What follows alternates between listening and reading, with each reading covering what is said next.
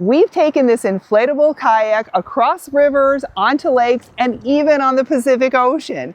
After 2 years of real RV travel and hard use, would we buy it again?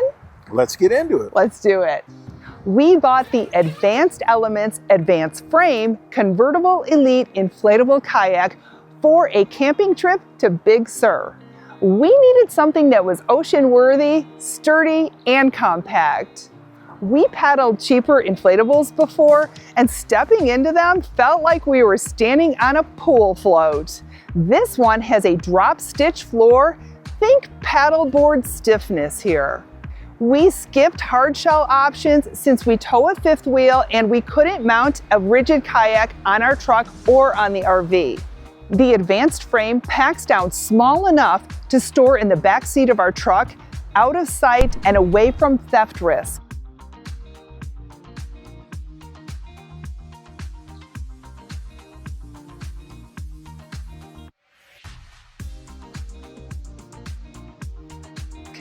Setup only takes about 15 minutes with our double action pump.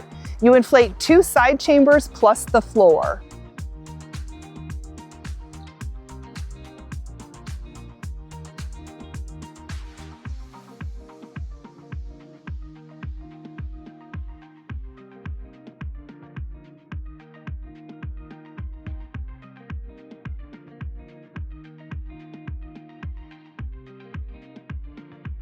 Our first real test was Lake Mary near Mammoth, California.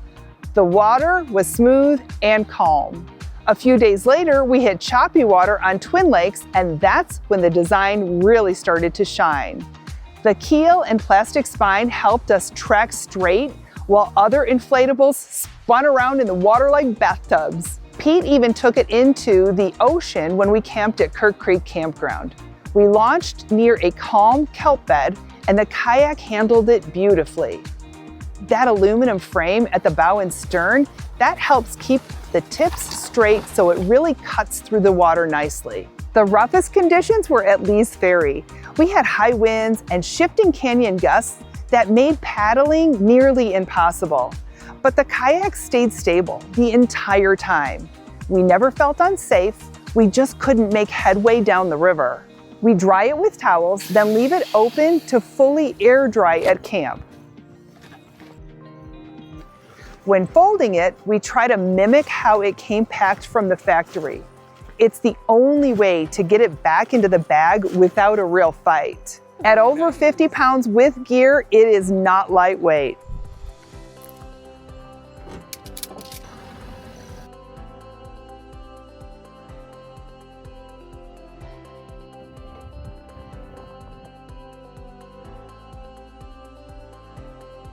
We carry it inflated. Pete grabs the back and I get the front. It's awkward and I usually have to switch hands halfway to the water.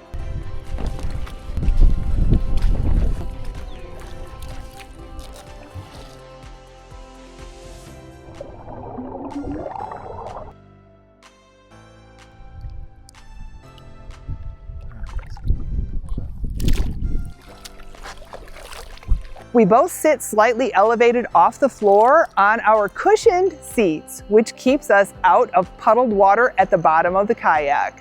Other paddlers we meet often ask where we got our seats. When Pete goes solo, he stretches out and he limits his fishing gear. It's not a fishing kayak with a rod and cup holders, but he manages. We've only had one issue, a small puncture before a backhaul trip at Lee's Ferry. We patched it with the included kit and it held up. Later, we upgraded to a rubber cement patch kit for larger repairs. Here's a tip you really want to know. The spring-loaded air valves have 2 positions. Make sure the valve is up when you're inflating. Otherwise, it dumps air as soon as you remove the pump. To deflate, push it down and twist it with your fingertip. It's that simple. We would definitely buy this kayak again. It's perfect for RVers who want quality, comfort, and compact storage. But if you only plan to kayak once a year or so, this might be a little more than you need. If you're thinking about getting this kayak or you're just curious about what we use with ours, check out the description below. I've got all the links for you. If you found this video helpful, please consider liking and subscribing. We've got more RV gear reviews and camping destinations coming your way. And I would love to know, do you travel with a kayak, a pedal board, or some other type of gear that helps you to explore water on your RV trips? Leave a comment below. I'd love to chat, and we'll talk to you again soon.